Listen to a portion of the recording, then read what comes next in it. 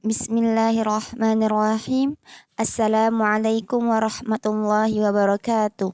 Alhamdulillahi rabbil alamin. Wabihi nasta'in. Wa ala umurid dunya waddin. Wassalatu wassalamu ala ashrafil anbiya'i wal mursalin. Wa ala alihi wa sahbihi wa sallim. Amma ba'd. Rabbi syrah li sadri wa yassir li amri. Wahlul uqdatam min lisani yafqahu qawli. Allahumma inni nas'aluka ilman nafi'an wa rizqan tayyiban wa amalan mutaqabbala. Raditu billahi rabba wa bil islami dina wa bi Muhammadin sallallahu alaihi wasallam nabiyya. Bismillah. Puji syukur mari kita panjatkan kehadirat Allah Subhanahu wa taala yang mana telah memberikan kita bermacam-macam nikmat sehingga alhamdulillah pada kesempatan kali ini Allah mengizinkan saya untuk menyelesaikan tugas PowerPoint sekaligus presentasi online. Salawat serta salam tak lupa tercurahkan kehadirat Nabi besar kita yakni Nabi Muhammad SAW yang mana telah membawa mukjizat terbesar yakni Al-Quranul Karim yang sampai saat ini masih bisa kita rasakan kenikmatannya saat kita bertilawah, yang masih kita tadaburi setiap harinya dan juga kita amalkan dalam kehidupan sehari-hari, yakni Al-Quranul Karim.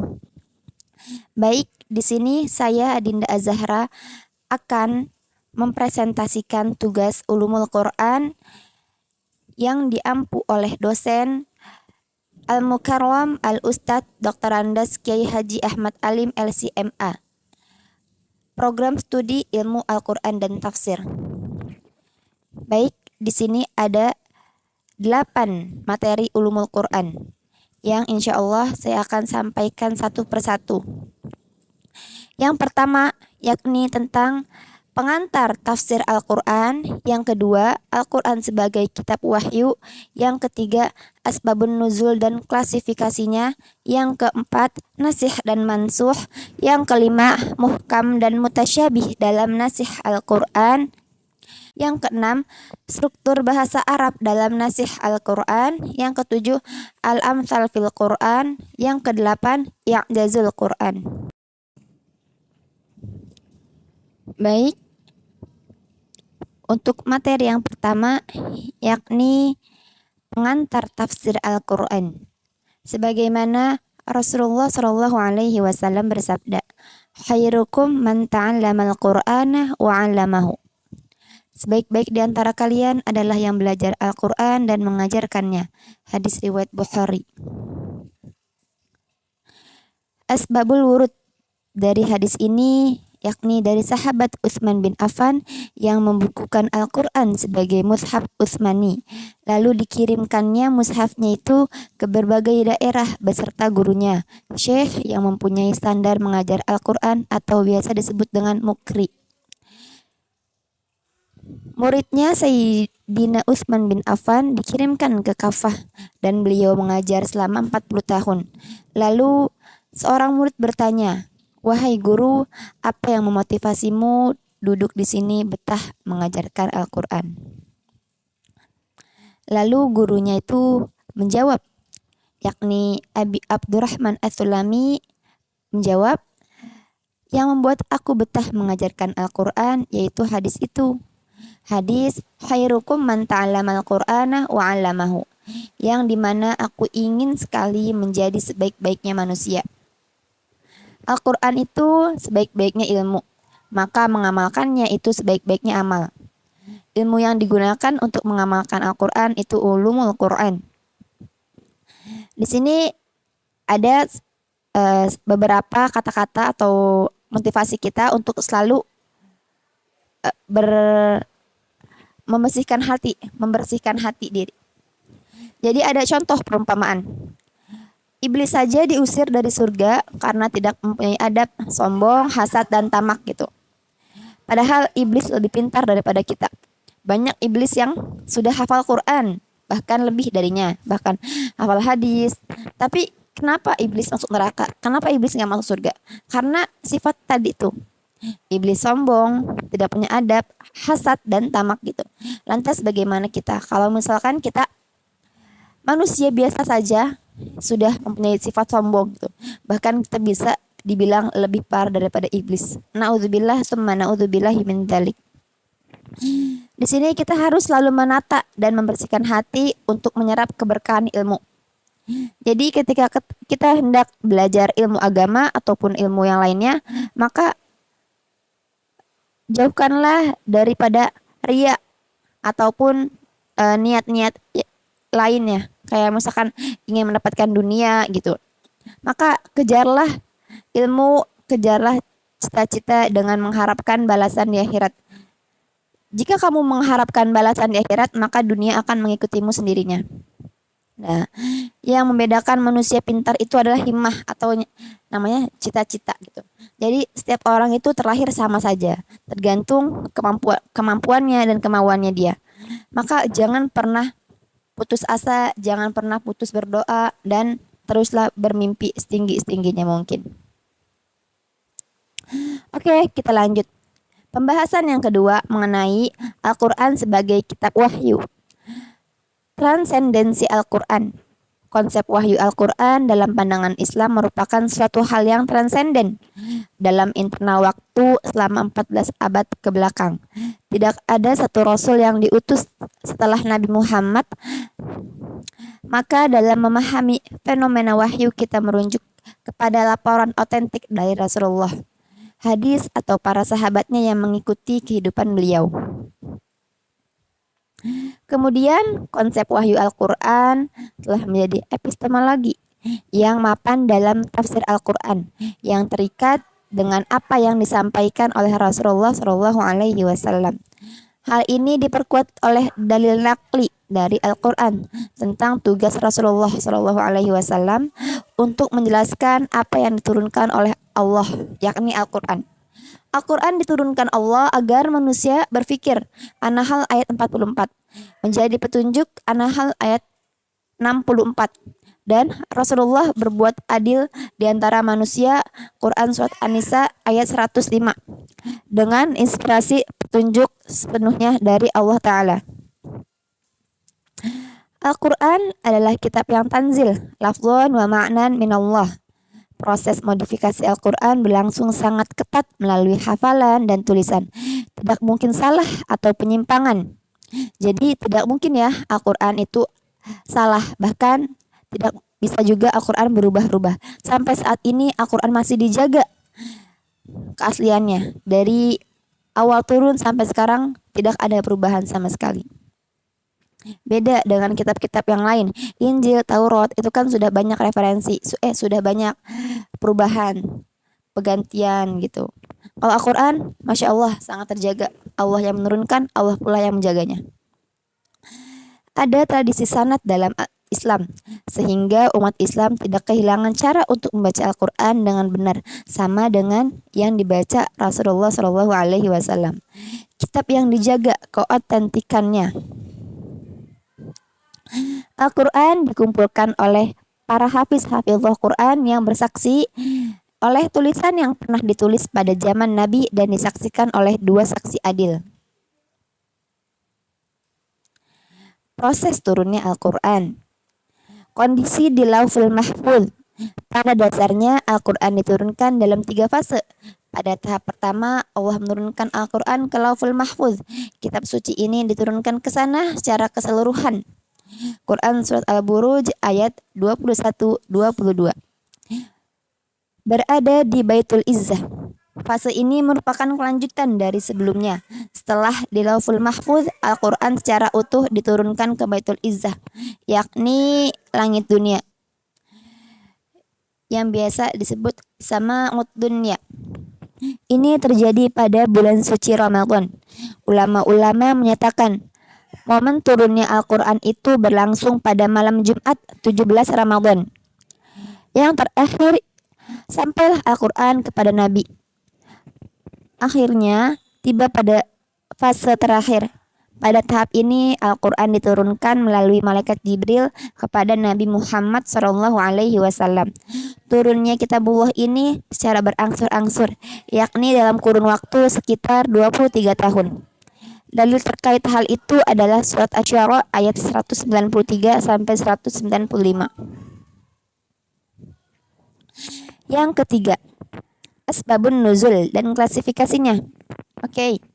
Para ulama salaf maupun khalaf dari para kalangan musafirin khususnya, mereka sepakat pentingnya untuk mempelajari tentang asbabun nuzul ketika memahami satu teks ayat untuk memahami latar belakang masalah agar bisa menggambarkan suatu masalah secara utuh dan komprehensif. Ketika kita bicara tentang satu ayat, itu berarti kita bicara tentang satu hukum yang ada di dalam ayat tersebut. Ada istinbatul ahkam. Orang yang menggali satu hukum dari Al-Quran tetapi tidak mempelajari asbabun nuzul, dikhawatirkan terjadi pemahaman yang separuh-paruh, seperti contohnya parsial, sehingga rusak kandungan isinya dan maksud ayat tersebut. Suatu ayat turun karena adanya peristiwa, lalu turun ayat untuk menjawab suatu persoalan hidup secara tuntas dan totalitas.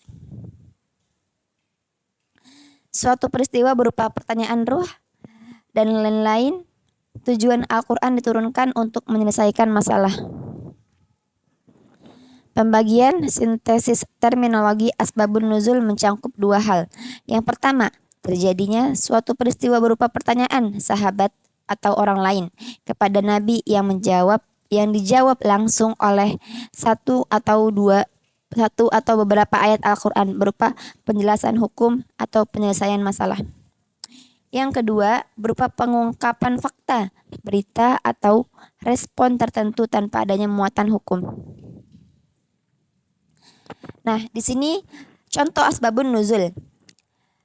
Yang pertama, turunnya surat Al-Ikhlas karena pada zaman dahulu orang yang musyrik membuat Tuhan-Tuhan sendiri untuk menyelesaikan masalah hidup manusia yang begitu banyak. Contohnya seperti ini. Orang-orang musyrik itu membuat patung, membuat Tuhan-Tuhan sendiri, habis itu dia sembah. Lalu Allah menurunkanlah surat Al-Ikhlas. Qul huwallahu ahad, katakanlah Tuhanmu satu, Esa, yakni Allah gitu. Tuhan itu cuma satu ya. Allah gitu. Untuk memastikan, untuk meyakinkan mereka bahwa Tuhan cuma satu, bukan banyak gitu. Mereka membuat banyak Tuhan tapi mereka juga menyembahnya. Kan lucu ya teman-teman. Kalau misalkan kita membuat mainan, membuat boneka tapi kita sendiri disembah-sembah boneka itu kan. Masa Tuhan diciptakan sama makhluknya gitu kan. Jadi Allah turunkanlah surat Al-Ikhlas itu untuk meyakinkan mereka bahwa Tuhan hanyalah satu. Yang kedua, turunnya surat Al-Falaq dan surat An-Nas atau biasa disebut dengan mu'awizatain ketika Nabi disihir 11 buhulnya diambil dengan penyihir tersebut. Lalu dibacakan kedua surat tersebut yang berjumlah 11 ayat. Dan terlepaslah 11 buhul Nabi yang terkena sihir tadi.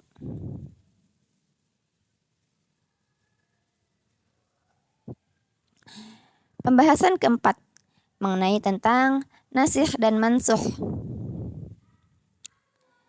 Dalam Al-Quran surat Al-Baqarah ayat 106 yang berbunyi ma nansakh min ayatin aw nunsiha na'ti bi khairin minha aw mithliha alam ta'lam annallaha ala kulli syai'in qadir.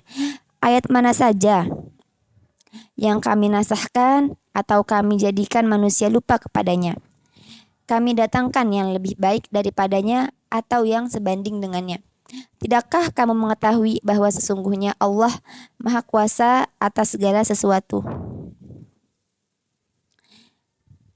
Pengertian nasakh secara bahasa, sebagaimana disebutkan oleh Imam Asyuti dalam Itqan, memiliki 4 kemungkinan makna, yakni yang pertama, al-izalah, menghapus. Yang kedua, al-tabdil, menggantikan. Yang ketiga, al-tahwil, mengalihkan. Dan yang keempat, an-naql, atau memindahkan. Dari segi bahasa lughah, nasikh bisa diartikan sebagai pembatalan atau penghapusan. Misalnya dalam kalimat yang artinya angin telah menghapus jejak suatu kaum, matahari menghilangkan kegelapan. Secara istilah, nasikh adalah ketika suatu dalil syar'i yang turun lebih akhir dari dalil syar'i yang sebelumnya dengan membawa hukum yang berbeda daripada dalil yang turun lebih awal, sehingga dalil atau ayat yang turun lebih akhir menghapus satu hukum ayat yang turun lebih awal. Ini disebut nasikh, dan ayat yang turun lebih awal disebut mansukh. Pembagian dan contoh nasikh mansukh dalam Al-Quran. Yang pertama ada an-nasikh ila badal masair, yang artinya menggantikan hukum-hukum yang setara. Dalam Quran surah Al-Baqarah ayat 115 dan 150. Bisa diperhatikan. Walillahil masyriq wal maghribu fa aynama tuwallu fa thamma wajhullah innallaha wasi'un alim. Dan kepunyaan Allah lah timur dan barat. Maka kemanapun kamu menghadap, disitulah wajah Allah. Sesungguhnya Allah maha luas rahmatnya, lagi maha mengetahui. Al-Baqarah ayat 115. Ini adalah ayat yang turun lebih awal. Lalu digantikanlah hukum oleh ayat yang turun lebih akhir, yang berbunyi wa min haitsu kharajta fawalli wajhaka syatral masjidil haram wa haitsu ma kuntum fawallu wujuhakum syatrah li'alla yakuna linnasi 'alaikum hujjatun illa alladziina zalamu minhum fala takhshawhum wakhshawni wa liutimma ni'mati 'alaikum wa la'allakum tahtadun. Dan dari mana saja kamu keluar, maka palingkanlah wajahmu ke arah Masjidil Haram. Dan di mana saja kamu sekalian berada, maka palingkanlah wajahmu ke arahnya. Agar tidak ada hujah bagi manusia atas kamu, kecuali orang-orang yang zalim di antara mereka. Maka janganlah kamu takut kepada mereka, dan takutlah kepadaku saja. Dan agar aku sempurnakan nikmatmu atasmu. Dan supaya kamu mendapat petunjuk. Al-Baqarah ayat 150. Dari kedua surat tersebut dapat kita simpulkan bahwa sama saja semuanya, karena menggantikan hukum yang setara. Sama saja, hanya saja di Al-Baqarah ayat 150 ini lebih banyak dan lebih rinci lagi hukumnya, tetapi intinya sama saja. Tuh. Dilanjut, contoh nasikh dan mansukh yang kedua, yakni menggantikan hukum yang lebih ringan dengan yang lebih ringan gitu. Dalam Quran surat Al-Anfal ayat 65 dan 66. Ya ayyuhan nabiyyu harridil mu'minina 'alal qital. Iyyakum minkum 'asyruna sabiruna yaghlibu mi'atain wa iyyakum minkum mi'ati yaghlibu alfam minal ladzina kafaru bi annahum qaumul la yafqahun. Hai Nabi, kobarkanlah semangat para mukmin untuk berperang. Jika ada 20 orang yang sabar di antaramu, niscaya mereka akan dapat mengalahkan 200 orang musuh. Dan jika ada 100 orang di antara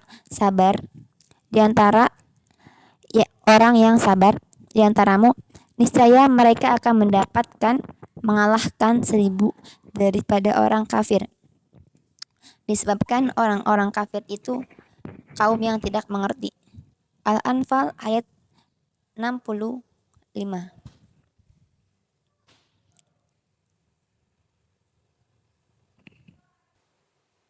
Lalu digantikanlah hukum dengan yang lebih ringan di surat Al-Anfal ayat 66. Di surah Al-Anfal ayat 66 yang berbunyi Al-ana khaffafallahu 'ankum wa 'alima anna fikum dha'fa fa iyyakum minkum mi'atin sabiratin yaghlibu mi'atain wa iyyakum minkum alfun yaghlibu alfaini biidznillah wallahu ma'as sabirin. Yang berarti sekarang Allah telah meringankan kamu karena Dia mengetahui bahwa ada kelemahan padamu. Maka jika di antara kamu ada 100 orang yang sabar, niscaya mereka dapat mengalahkan 200 orang musuh. Dan jika di antara kamu ada 1000 orang yang sabar, niscaya mereka dapat mengalahkan 2000 orang musuh dengan seizin Allah. Allah beserta orang-orang yang sabar. Jadi Masya Allah ya, sudah kita bedakan dari surat Al-Anfal ayat 65 dan 66. Langsung Allah memudahkan kaum yang sabar begitu cepat gitu. Itulah contohnya nasih dan mansuh ya.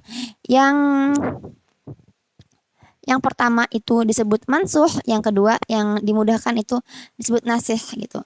Nasihnya itu dipermudah sama Allah. Oke. Sampai sini kita lanjut ya. Yang ketiga itu ada an-nasih ila badal asqal. Yaitu menggantikan hukum-hukum dengan yang berat gitu. Yang tadinya diringankan sekarang diberatkan gitu. Contohnya adalah dalam surat An-Nisa ayat 15 dan 16. Ayat 15-nya yang berbunyi wallati ya'tinal fahishata min nisaikum fastashhidu 'alaihinna arba'atan minkum fa in syahidu fa amsikuhunna fil buyuti hatta yatawaffahunnal maut aw yaj'alallahu lahunna sabila. Dan terhadap para wanita yang mengerjakan perbuatan keji, hendaklah ada 4 orang saksi di antara kamu menyaksikannya. Kemudian apabila mereka telah memberi persaksian, maka kurunglah mereka wanita itu dalam rumah sampai mereka menemui ajalnya atau sampai Allah memberi jalan lain kepadanya. Ayat ini serem juga ya teman-teman. Maka diperberat lagi nih oleh An-Nisa ayat 16-nya. Nah, yang berbunyi walladzani ya'tiyaniha minkum fa'adhuhuma fa in taba wa aslaha fa'ridu anhuma innallaha kana tawwabar rahima. Dan terhadap 2 orang yang melakukan perbuatan keji di antara kamu, maka berilah hukuman kepada keduanya. Jika keduanya tobat dan memperbaiki diri, maka biarkanlah mereka. Sungguh Allah Maha Penerima tobat lagi Maha Penyayang. Jadi di ayat ke-16 surat An-Nisa ini Allah memberatkan hukuman bagi wanita atau sepasang wanita pria yang belum halal gitu, yang melakukan perbuatan keji, maka Allah langsung berikan hukuman gitu. Tapi di sini Allah juga mengatakan jika keduanya bertobat, memperbaiki diri, maka biarkanlah mereka sungguh-sungguh gitu. Biarkanlah mereka dan Allah pasti memberikan tobat gitu, membukakan pintu tobat. Sesungguhnya Allah Maha Penerima tobat dan Maha Penyayang gitu. Jadi Masya Allah ya, walaupun Allah sudah memberikan ancaman, tapi Allah juga memberikan peringatan dan sekaligus memberikan kita untuk jalan kita untuk bisa bertobat gitu. Di sini Allah Maha Penyayang gitu. Jadi sangat baik Allah gitu. Masya Allah. Yang terakhir nih, an-nasakh ila ghairi badal, yaitu menggantikan hukum tanpa adanya badal, tanpa adanya pengganti gitu. Dalam Quran surat Al-Mujadalah di ayat ke-12. Ya ayyuhalladzina amanu idza najaitumur rasula faqaddimu baina yaday najwakum shadaqah. Dzalika khairul lakum wa athhar fa in lam tajidu fa innallaha ghafurur rahim. Hai orang-orang beriman, apabila kamu mengadakan pembicaraan khusus dengan Rasul, hendaklah kamu mengeluarkan sedekah kepada orang miskin sebelum pembicaraan itu. Yang demikian itu lebih baik bagimu dan lebih bersih.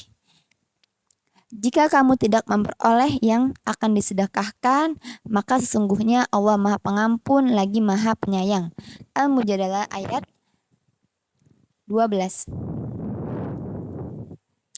Lalu dilanjutkan oleh Al-Mujadalah ayat 14.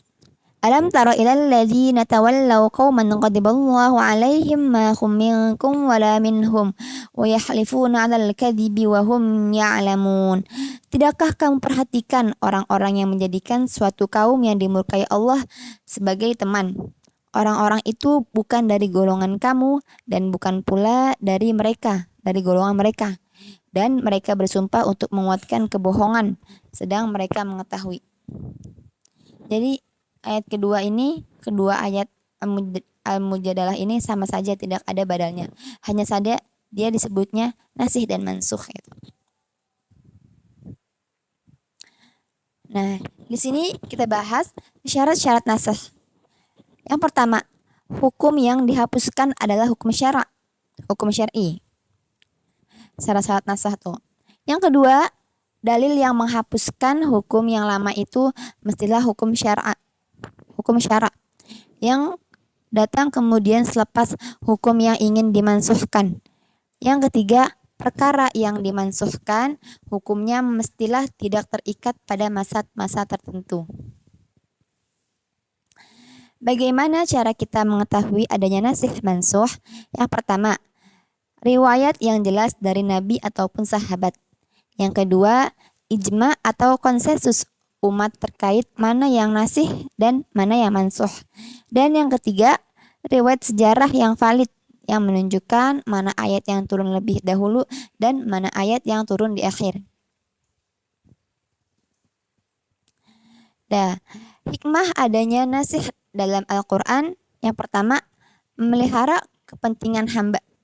Yang kedua, perkembangan tasyri' menuju tingkat sempurna sesuai dengan perkembangan dakwah dan kondisi umat manusia. Yang ketiga, cobaan dan ujian bagi mukallaf untuk mengikutinya atau tidak. Yang keempat, menghendaki kebaikan dan kemudahan bagi umat, sebab jika nasih itu beralih ke hal yang lebih berat, maka di dalamnya terdapat tambahan pahala, dan jika beralih ke hal yang lebih ringan, maka ia mengandung kemudahan dan keringanan. Kita lanjut yang kelima. Yang kelima, pembahasan kita yakni tentang muhkam dan mutasyabih dalam Al-Quran. A'udzu billahi minasyaitonir rajim. Kitabun uhkimat ayatuhu thumma fussilat min ladun hakimin khabir. Inilah suatu kitab yang ayat-ayatnya disusun dengan rapi serta dijelaskan secara terperinci, yang diturunkan dari sisi Allah yang maha bijaksana lagi maha tahu. Quran Surat Hud 11 ayat 1. Allahu nazzala ahsanal hadithi kitaban mutasyabiha. Allah telah menurunkan perkataan yang paling baik, yaitu Al-Quran yang serupa. Quran Surat Az-Zumar 39 ayat 23.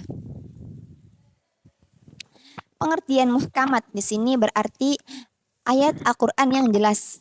Secara bahasa yaitu hakama yahkumu. Berasal dari kata yang berarti memutuskan dua hal. Hakama. Secara istilah, suatu ungkapan yang maksud makna lahirnya tidak mungkin diganti atau diubah.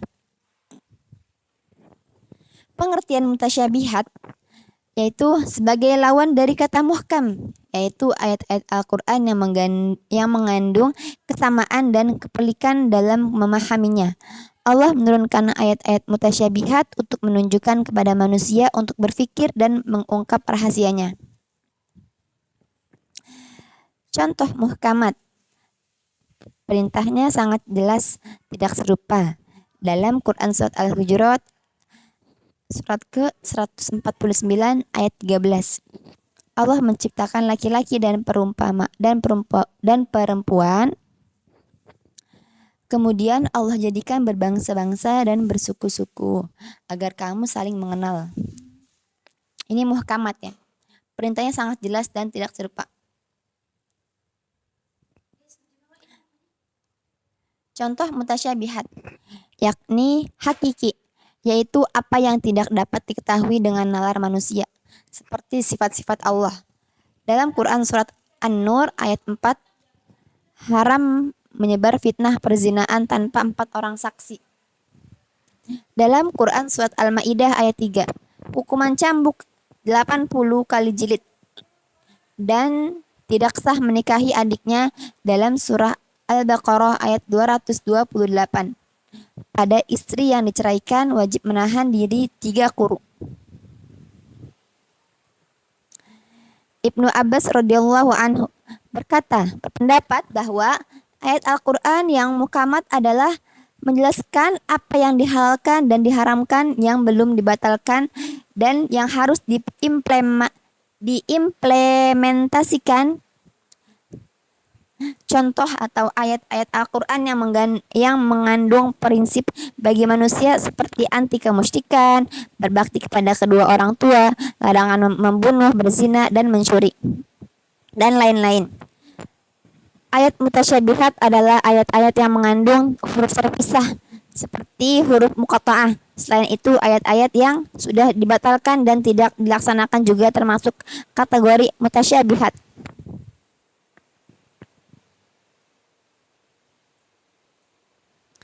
Ilmu yang mendarah daging itu pilarnya ada 4 dalam tafsir Al-Baghawi.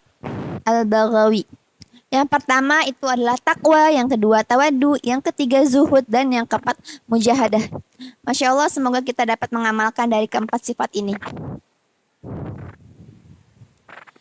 Pembahasan kita yang keenam, yakni mengenai tentang struktur bahasa Arab dalam nasih Al-Quran. Bahasa Arab adalah bahasa wahyu yang perlu dipelajari, yang terikat dengan Al-Quran.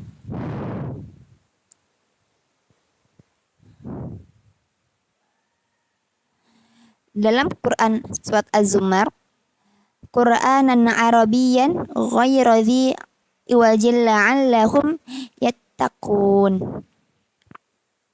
Ialah Al-Quran dalam berbahasa Arab yang tidak ada kebengkokan di dalamnya, supaya mereka bertakwa.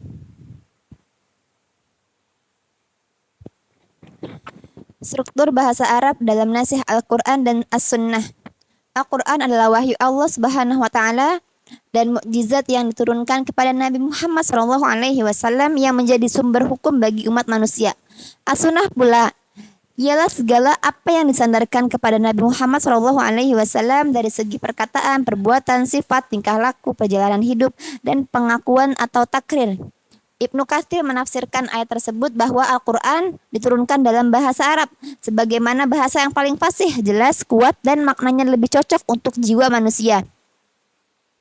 Oleh karena itu, kitab yang paling mulia diturunkan kepada Rasul yang paling mulia. Urgensi bahasa Arab. Bahasa Arab adalah bagian dari sumber hukum Islam. Untuk itu, mengkajinya merupakan kewajiban khususnya bagi para penikmat kajian usul fikih. Merupakan salah satu rukun pembahasan dalam ilmu usul fikih, khususnya dalam masalah penunjukan lafaz atas makna atau istilah. Ungkapan dalam bahasa Arab dan klasifikasinya. Yang pertama, ayat fasif atau al-khabar dan ayat fasif atau al-insya. Dan ayat aktif al-insya. Pengertian ayat pasif al-khabar dalam bahasa balaghah ialah ayat yang mengandung berita yang boleh jadi membawa maksud kebenaran dan penipuan pada zatnya. Contohnya, manusia itu apabila bersatu umpama gigi-gigi yang diberes atau yang membawa maksud kebenaran. Manakala kuda itu lebih laju daripada kapal yang terbang yang membawa maksud penipuan. Contoh ayat pasif al-khabar dalam Quran surat At-Takatsur ayat 1 dan 2.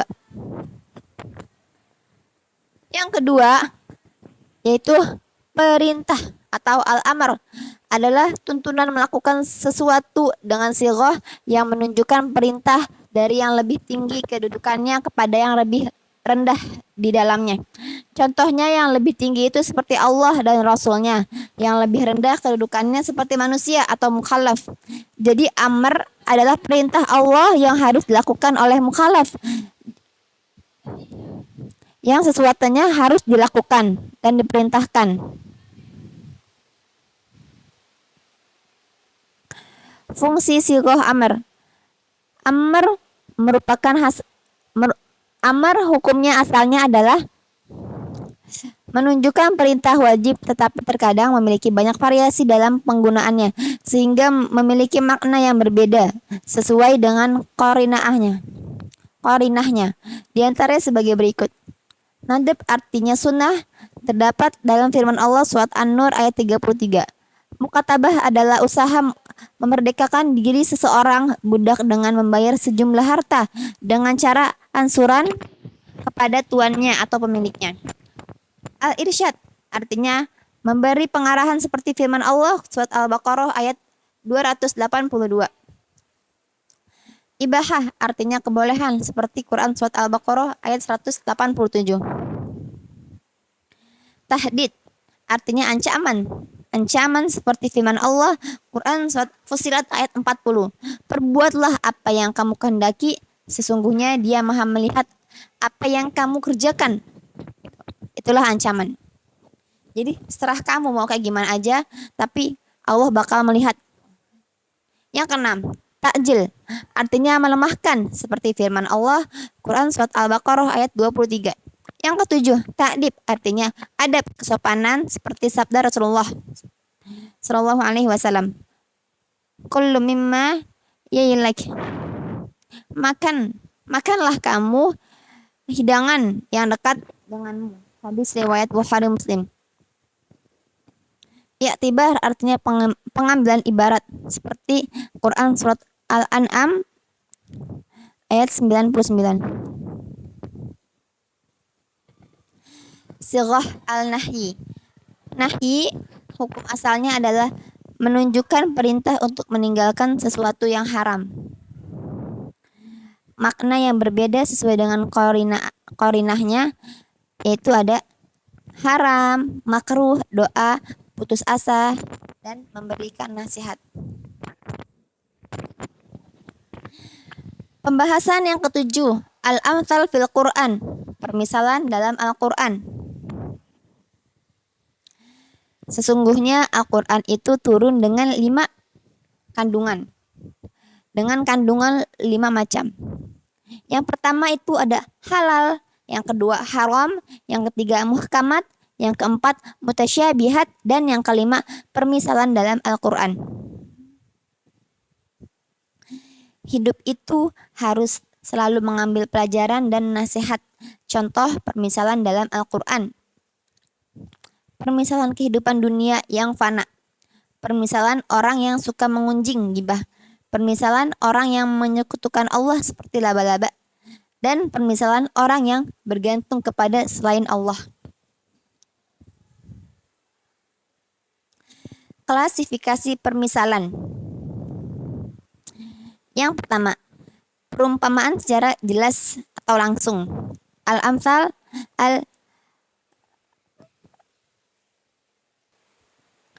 yaitu al-amthal musrihah yang diungkapkan dengan permisalan kata masalah. Jadi kayak masaluhum kamatsalil ladzi istauqada nara. Contohnya, setiap ayat yang depan ada masalah itu disebut dengan al-amthal al-musrihah. Perumpamaan secara jelas langsung, jadi itu perumpamaan bagaikan orang ini gitu. Contohnya seperti itu kurang lebihnya. Yang kedua ada perumpamaan tidak menggunakan kata jelas untuk permisalan, yaitu al-amthal al-mursalah. Contohnya toleransi, menghargai atau tidak mengganggu agama atau pendapat orang lain. Dan yang ketiga al-amthal al-kaminah, yang artinya menyimpan perumpamaan di dalamnya. Tidak ada kata masalah. Contohnya ketika Bani Israel disuruh menyembelih sapi yang pertengahan untuk sesuatu yang ideal. Dan ketika orang menggunakan hartanya tidak kikir dan berlebihan atau bersahaja. Di sini ada kata-kata mutiara. Carilah permisalan dalam Al-Quran sebagai mutiara kehidupan. Jadi jadikanlah Al-Quran itu sebagai permisalan kita, sebagai contoh kehidupan kita. Kita ke depannya akan seperti apa, akan bagaimana, maka lihatlah di Al-Quran. Sudah Allah jelaskan. Balasan untuk orang-orang mukmin seperti apa, untuk orang-orang kafir seperti apa. Itu termasuk permisalan ya. Kalau kita mengerjakan sholat, maka akan mendapatkan balasan apa. Dan kita nih, misalkan kita masih lalai nih, permisalan bagaikan orang yang lalai itu seperti apa.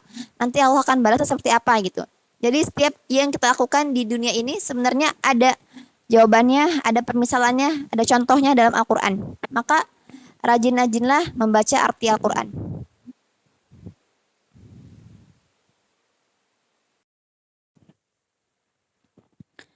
Pembahasan yang terakhir, yang ke-8, yakni i'jazul Quran, mukjizat Al-Quran. Mukjizat Al-Quran berarti melemahkan, menundukkan atau ketidakmampuan mengerjakan sesuatu. Suatu perkara yang tidak dapat dilakukan manusia baik secara individu maupun secara kolektif. Klasifikasi mukjizat Al-Quran.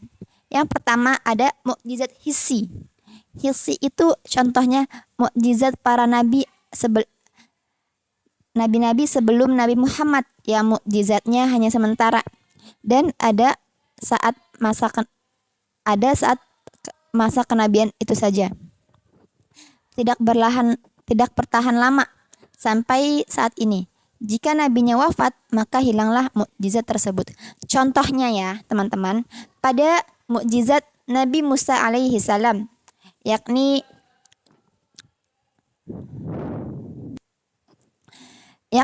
tongkatnya dapat berubah menjadi ular. Terus bisa melawan Raja Fir'aun.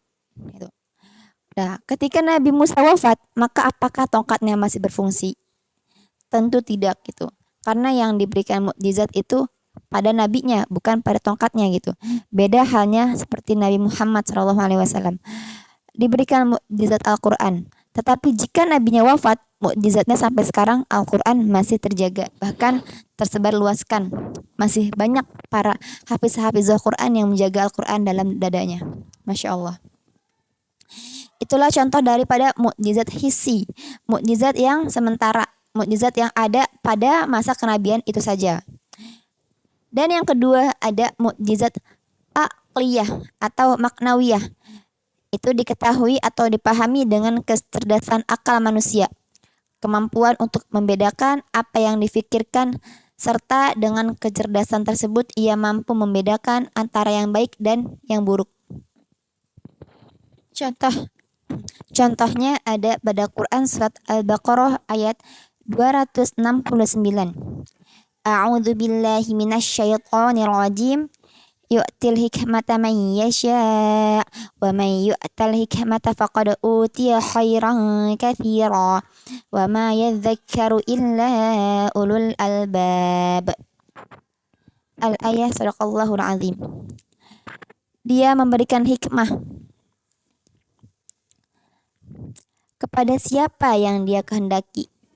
Barang siapa diberi hikmah, sesungguhnya dia telah diberi kebaikan yang banyak dan tidak ada yang dapat mengambil pelajaran kecuali orang-orang yang mempunyai akal sehat gitu. Masya Allah. Jadi mukjizat akliyah ini bisa didapatkan oleh para alim ulama, para ustadz ustadzah gitu, para guru-guru kita yang mungkin ilmunya lebih jauh tinggi dibandingkan kita ya. Jadi Allah memberikan hikmah di sini maksudnya adalah hikmah itu kemampuan untuk memahami rahasia-rahasia syariat agama. Jadi tidak sembarangan orang yang Allah berikan hikmah. Karena itu sangat Masya Allah ya. Allah memberikan kemampuan dia untuk bisa memahami rahasia-rahasia yang tidak semua orang tahu gitu. Apalagi dalam syariat agama gitu. Maka jadi kita tuh termotivasi untuk bisa mendapatkan mukjizat akliyah. Untuk selalu tawadu yang tadi sudah disampaikan 4 pilar untuk mendapatkan ilmu yang sesungguhnya kan harus tawadu salah satunya.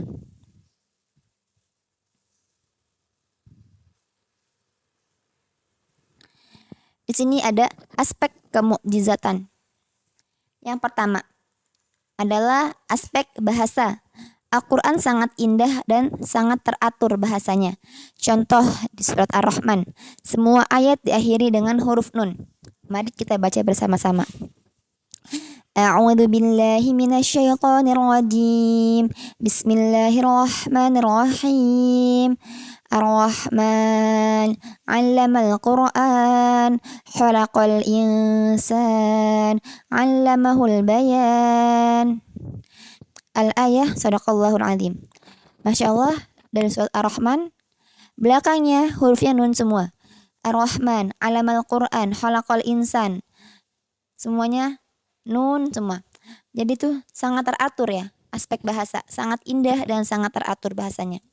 Itulah mukjizat Al-Quran yang tidak bisa kita bandingi dengan suatu apapun itu. Yang kedua adalah aspek ilmiah. Aspek ilmiah ini contohnya itu kunci dasar atau hukum yang sangat bergantung pada sains atau tekno. Sains dan tekno. Gitu. Yang ketiga ada aspek tasyri atau hukum. Seperti adanya hukum larangan untuk berzina, berjudi, minum khamar, dan sebagainya yang bersifat larangan dan mendapatkan hukum. Itu termasuk mukjizat ya teman-teman. Jadi tanpa adanya hukum, manusia bisa bebas melakukan apapun saja. Tapi disinilah Allah menurunkan mukjizat Al-Quran bahwasannya segala perbuatan di dunia itu pasti ada hukumannya dan ada hadiahnya gitu. Ibaratkan seperti itu. Misalkan contoh, orang yang minum khamar mendapatkan hukuman, atau orang yang berzina mendapatkan hukuman di dunia berupa 80 kali cambukan. Itu kan hukuman. Agar kenapa? Agar dia cedera dan kapok tidak ingin melakukan hal tersebut gitu. Tidak ingin melakukan hal yang sama gitu. Itulah indahnya Al-Quran. Jadi segala perbuatan buruk atau baik pasti ada balasannya gitu. Walaupun di dunia gitu.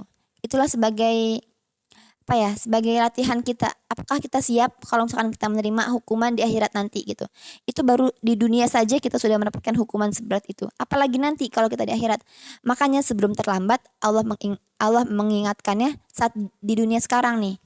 Kalau kalian berzina langsung mati, itu kan langsung dihukuminnya kan di akhirat nanti ya, lebih berat bahkan daripada yang di dunia.